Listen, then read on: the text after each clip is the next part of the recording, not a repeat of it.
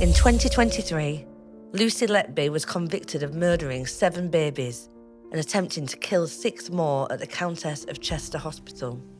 Lucy Letby, over a period of almost 13 months between June 2015 and June 2016, when in your mid-20s and employed as a neonatal nurse in the Countess of Chester Hospital in Chester, with specialist training in intensive care, you murdered 7 babies and attempted to murder 6 others. 5 voices: a politician, a parent, a statistician, a whistleblower, a journalist, question whether Lucy Letby was a scapegoat for systemic failures.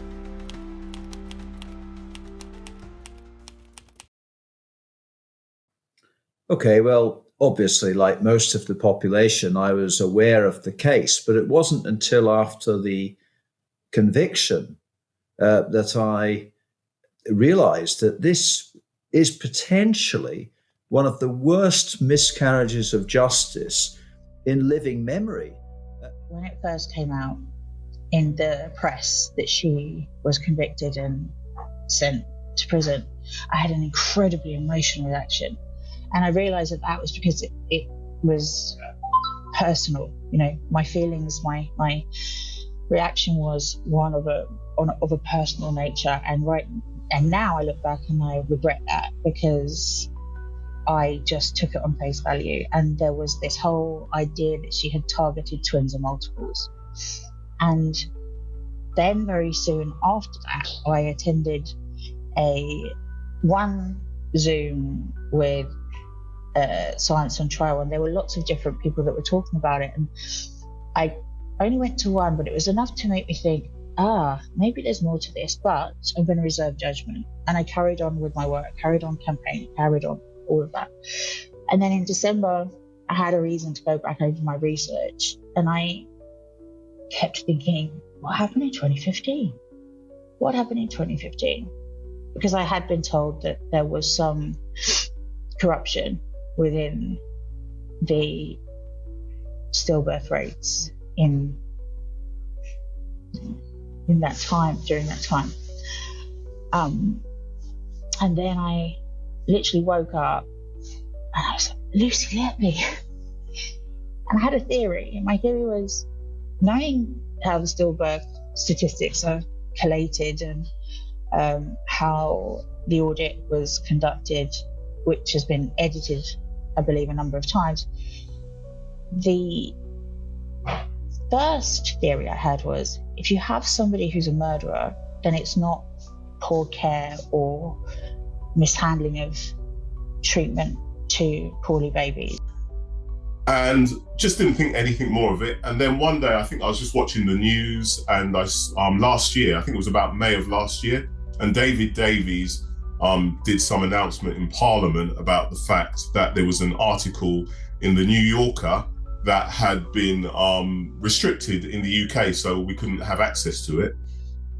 And I thought, well, if there's something that the government doesn't want us to see, I need to see it. Yeah. So I went about using a VPN and spent a whole evening. You've probably read it, the New Yorker article. Spent a whole evening with a few snacks, a few drinks, just sitting up and reading it. And by the end of it, I was absolutely horrified. I thought to myself, how could they have prosecuted someone knowing all this information? How could they have even considered it? Now, as a caveat, I haven't scrutinised all the evidence seen by the jury, but I am guided by some independent experts who have done so. And I recommend the forensic analysis on the website Science on Trial. Now, obviously, we can't go into all the detail here, but fundamentally, there are 3 major anomalies. Firstly, Lucy Letby was convicted wholly on circumstantial evidence. Nobody saw her harm any baby. Her colleagues respected her as a competent and caring practitioner, and some continue to stand by her now.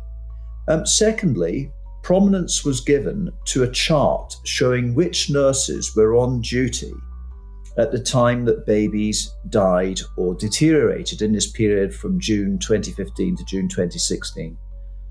But this chart was very misleading because it was presented as kind of damning evidence that Lucy Letby was always there whenever a baby died, which is just not true. The chart only showed the cases considered by the court. So by definition, she was on duty at that time. Dr. Richard Gill is a statistician who helped free Dutch nurse Lucia de Burgh in an eerily similar case from a wrongful conviction, sees Lucy Letby's case as a chilling echo of systemic scapegoating. And I was doing applied statistics of various kinds, and then the Dutch nurse case started. So I was going to ask about that, yeah. Yeah. So we read in the newspaper stories just like people have read in the newspapers about Lucy Letby, police investigating an inexplicable spike in deaths at a children's hospital. So it was a children's hospital, not a neonatal unit, but basically the same thing. Inexplicable spike in deaths. Nurse is helping them with their inquiries, okay, and she was always there when the bad things happened. It's the identical story. Now, I didn't work on the case. I just sort of followed it in the newspaper and so on. I knew about it. I knew that friends of mine were working for the prosecution and for the defense, respectively. I mean, I had two friends who'd been, instructed by each side, and they did stuff during the trial. Now, initially, Lucia de Burgh was convicted. The Dutch nurse, Lucia, another amazing coincidence, was convicted on the basis of a probability calculation. A statistician stood up in court and said it was 1 in 342 million was the chance that it could happen by chance that she would be present at so many suspicious events, deaths and collapses.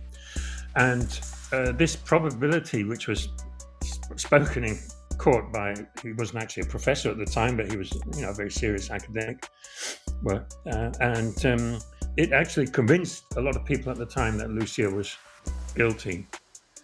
It caused a shock in the courtroom. Right? At that moment, seasoned reporters who till then had been thinking this is a load of bullshit, that it changed their minds. They now knew that Lucia was guilty. Now, that was in 2003, like 2 years after her first arrest. And there was an appeal, and that came within a year. Lucia still claimed to be innocent, and the prosecution wanted to nail more deaths on her. So they appealed too. So there was an appeal. And at that time, the prosecution didn't use statistics at all because the probability calculation had been a little bit, controversial. People wrote letters to the newspaper about it and stuff. You can't convict somebody just on the basis of probability when there's no evidence, no medical evidence, right? Understandably. But at the retrial in 2004, the prosecution now had what seemed to be like powerful medical evidence. So and she got convicted again. And and then people like me kind of, could relax again because, she's been convicted on the grounds of really strong medical evidence, and we don't have to worry about any possible misuse of statistics. But then in 2005, the first whistleblowers started coming out of the woodwork, and indeed one of them published a book, and in it he showed, so this wasn't me, this was somebody else, a very good, great guy, who working with a doctor, was a doctor and a professor of philosophy of science, brother and sister pair. They showed that the reasoning of the court still was sort of permeated with statistics, but in an informal way. You didn't need to do any probability calculation to see that Lucia was always there and that it was weird. You just looked at the raw numbers. It's a bit like the spreadsheet in the Lucy Letby case. You just look at it and you think, oh my God, 25 suspicious events, she's there every time, right? You don't need to do any probability now. But it is statistics. That is a summary of statistical data, and it's giving a statistical message, namely, this coincidence can't be chance. So anyway, in 2005, I got really angry because I found out that like my profession had basically been lied to by the Dutch courts, because they said they were not using statistics, but actually they still were. And so I was so angry, I got very deeply involved in a campaign which lasted 5 years to get Lucy Letby a fair new trial. And we finally succeeded. It was in 2010. And that was one of the happiest days of my life. Hospital failures stole lives, but Lucy Letby bore the blame. First theory I had was, if you have somebody who's a murderer, then it's not poor care or mishandling of treatment to poorly babies. And then I started to reach out to people who took the very little information that I had and played it off as their own. And then when I discovered that the first babies were not booked, the first 2 twins, which were the first babies, and that there was, I think, 2/3 of the babies were twins and multiples, I began to think, what if those babies were not meant to be born there? What if those babies were having care at a hospital that was part of the audit? And I wanted to be wrong. But the more I looked at the individual cases, the more I realised that babies who were admitted to larger hospitals that were involved, and also those that were under the care of the Countess of Chester, but also having care under other hospitals, specialist care under other hospitals. At the time, an election year or an election coming up, an election campaign. And the last thing they needed was for the NHS to be exposed as having all the problems that the Countess of Chester had, leading to deaths of lots of babies. You know, that politically is a really bad thing. So I think there was a lot of pressure put on the hospital, the managers of the hospital, by politicians to cover up what had really gone on in the hospital, because it was a scandal, an NHS scandal, which is bigger than a serial killer. A serial killer is all right, you can't do anything about that because that was going on behind your back. But something that's right in your face, you probably know about all the sewage problems that they had, an illness called Pseudomonas, which was causing lots of infections, not just in the neonatal ward, but across the whole hospital. And, they needed to cover all those things up. So they did everything to suppress those in the trial. And even though her lawyer tried to bring it up and brought the plumber in to talk about it, they tried to suppress it and say it's not relevant to the death of these babies, but it was 100% relevant to the death of the babies. And there's just other things, obviously the malpractice reports by the Royal College, because the Royal College went in and did an inspection because the chief executive asked him to do an inspection because of the allegations against Lucy Letby. He needed to know whether the problems were within the hospital, whether it was a nurse running rogue. And the Royal College found that it was actually the problems with the hospital and not a nurse, on a killing spree. Now, these were 3 identical triplets sharing a placenta, and twins and triplets which share a placenta are at risk for several diseases. One of them is called TTTS, twin-to-twin transfusion syndrome, and that means you've got 3 identical babies with just 1 placenta. So the blood is going to 3 babies.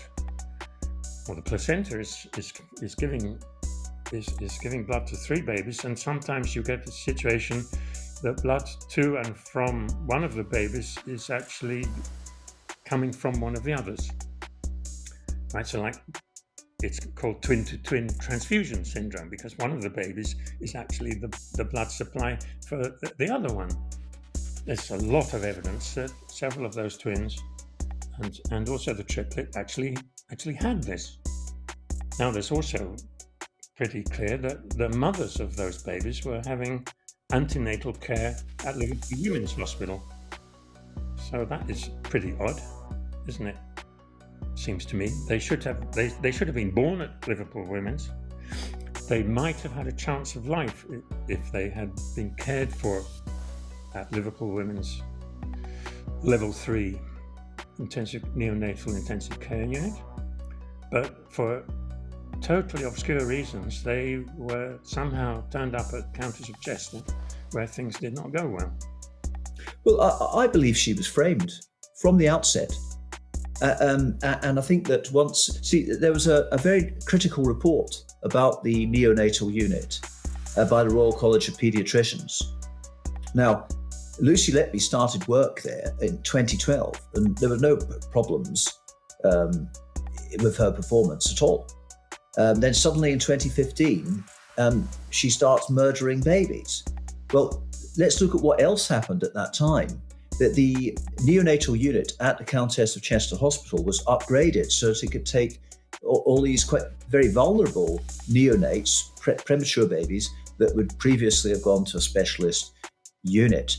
Now, it's another misleading piece of evidence in the court was that the deaths plummeted to almost to zero after Lucy Letby left. But that was because the unit was downgraded again. The unit was no longer allowed to take these extremely vulnerable babies. Once it resumed its status, the death rate went up. And in fact, the highest death rate at the neonatal unit, Countess of Chester Hospital, was in 2019, long after Lucy Letby had gone. I knew something was wrong with this. Yeah. I could feel it, and it's clearly, just looking at the evidence logically, it's all circumstantial. Which has clearly been set up by some people, and some of the people who gave evidence against her are probably covering up for themselves. A broken system branded Lucy Letby the villain. And so that spreadsheet in the Lucy Letby case is sort of a fake. It's an illusion. And it's even a lie, because on the bottom line of the spreadsheet in small print, it says these are all the suspicious events. And it is not even, they've left out 10. They've left out 10 events which their expert said were suspicious, but they haven't put them in the list. So because Lucy Letby wasn't on shift, that's why they're not in there, basically. No, nobody really knows. Nobody knows. Right. Maybe there was just nothing special about them, or they were so obvious natural events that they weren't worth bothering with, in a sense. I mean, there was absolutely nothing to say about them. So, and maybe she was there because she was there a very great deal. She was there a very great deal, doing lots of overtime, lots of long, so-called long days, which is like 14-hour shifts. The court didn't consider the cases that occurred when she was off duty, which was, more than half of the babies that died in that period. And then thirdly, the crucial evidence that convicted Lucy Letby of murdering and attempting to murder these babies relied on somebody who came forward as an expert, a retired paediatrician called Dr. Dewi Evans, and he put himself forward to the National Crime Agency, and he made some hypothetical, highly speculative claims about how these babies could have died at the hands of Lucy Letby. But this went against the autopsies carried out by the coroner at the time on each of these babies that showed they all died from natural causes. Basically, he was a consultant, wasn't he, at the hospital, basically said in court that he walked past a room where Lucy Letby was standing over a baby. The baby was crashing, it was clearly dying, and Lucy Letby was doing nothing to save it, hadn't alerted anyone. That was a red flag to him. I think that was the language he used, wasn't it, Carl? Yeah. And then these emails come out in a later inquiry that the hospital wanted to block, where he's writing in these emails saying, I was called to the room by Lucy Letby, who alerted me that a child was crashing, and so I was called to the room to try and save the child. And you're like, dude, you said the opposite in court. That's That's a smoking gun for me, Carl. What you've done is you've replaced air embolism, for example, with A and B, with a consequence of antiphospholipid syndrome. When the mother had gestational hypertension and cholestasis and was carrying twins, those things, most twin mothers have had cholestasis or know that it's a big risk. A lot of women who've been pregnant have had gestational hypertension or preeclampsia. So that's not rare. So if you was to, talk about the black and the white of the dartboard, cholestasis, gestational hypertension or preeclampsia, the vast majority of the population is going to understand what those two conditions are. But once you start talking about a rare condition like antiphospholipid syndrome potentially causing the death of babies, you're replacing a bullseye with another fucking bullseye. And it's just a red herring. Which is, the hospital was caring for babies of extremely great frailty and acuity who should not have been there.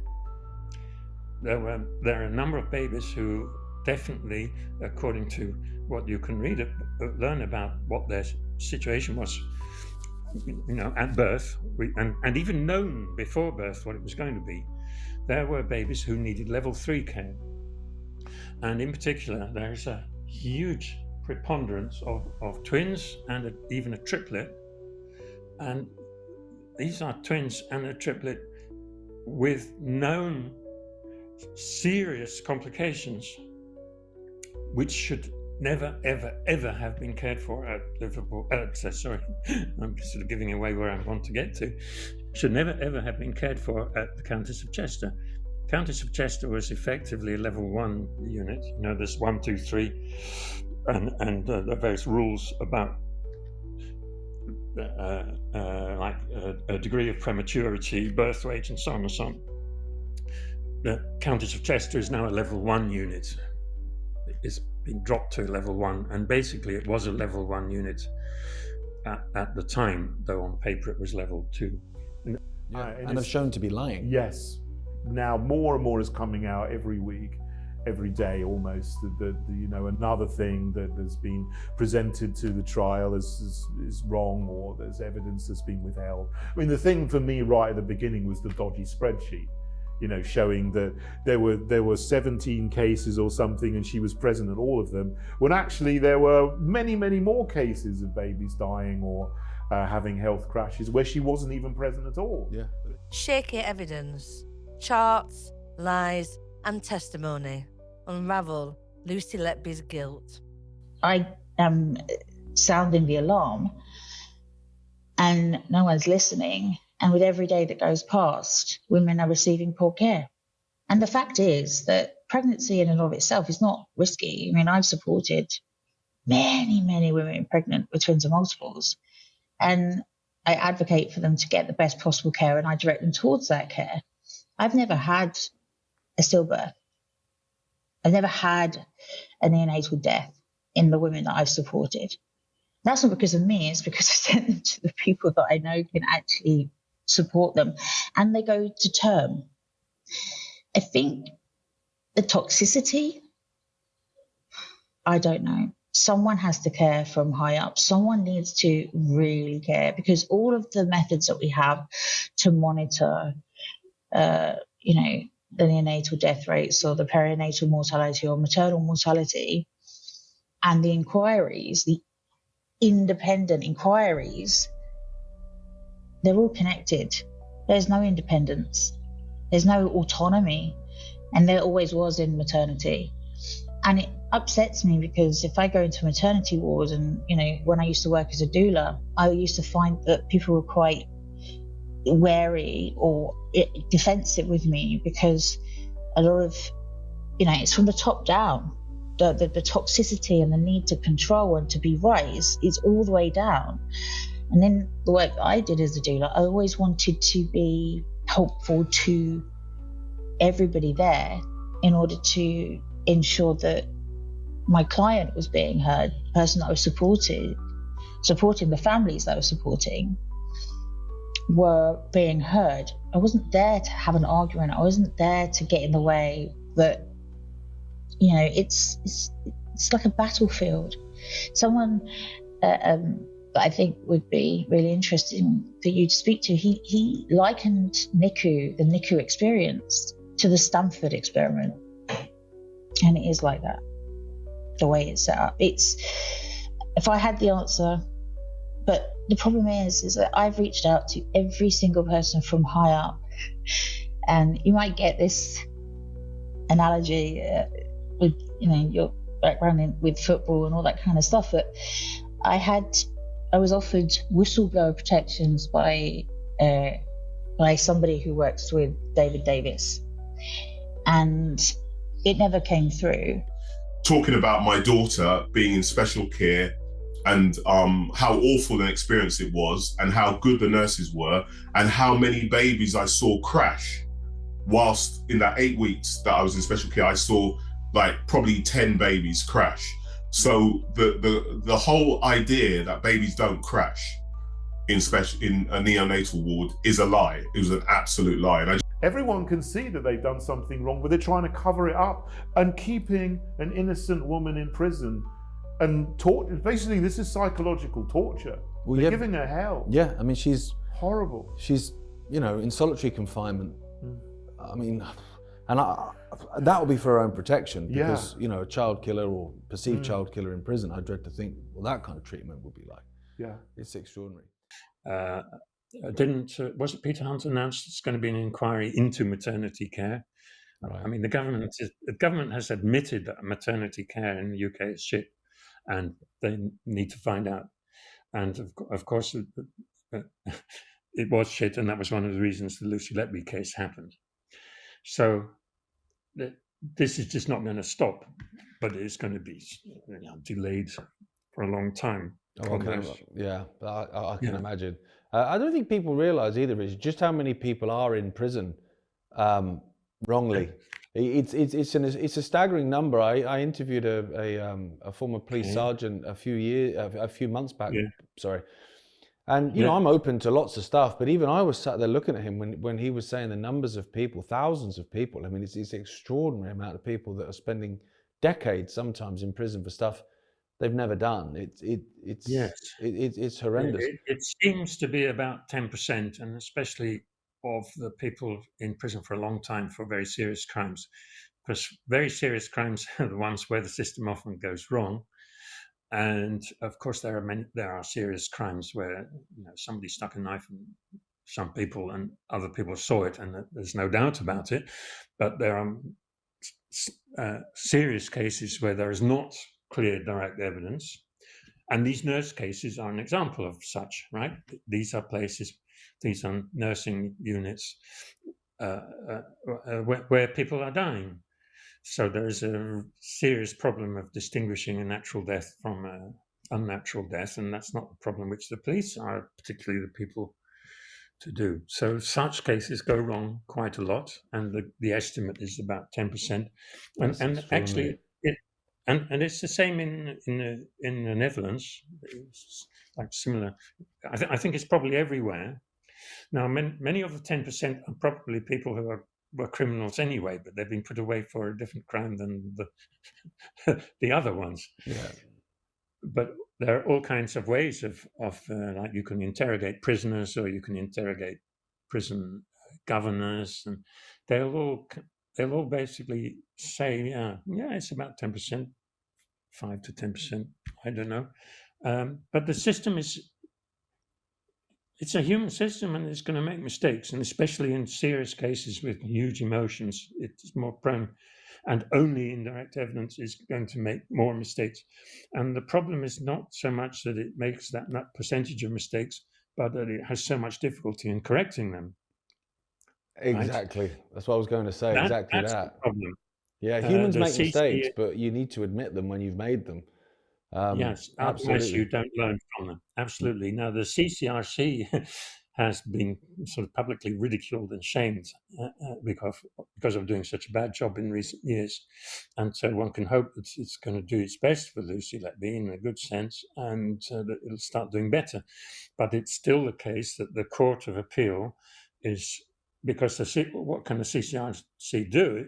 It passes a case back to the Court of Appeal saying we think she's innocent, or we think this it is not beyond reasonable doubt that she's guilty. That's probably what they can officially say, and then ask the Court of Appeal to look at it. But the Court of Appeal has a tendency not to take any such request seriously at all, and simply look for some silly legal ruling, and typically a ruling which they've made themselves in the past.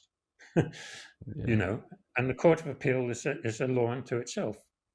The British Parliament passes laws, but judges interpret them, and judges actually make laws because Britain has case law, which means you look back in all the past cases and see what judges have said in the past. Yeah, so you set precedents and then you can just apply that later on, exactly. basically. Yeah. Now, lots of precedents have been set which are probably stupid but they are seized on in order to do the easy thing for a Court of Appeal, which is to refuse the appeal. And that's happening more and more. And I suspect that Parliament should step in and change the laws to make the Court of Appeal, sort of force the Court of Appeal to take CCRC recommendations more seriously. Now, you know, we've spoke out about it, you've spoke out about it, and now it's finally getting some traction in the mainstream media. I don't know about you, but when we first started saying stuff about it, all kinds of abuse.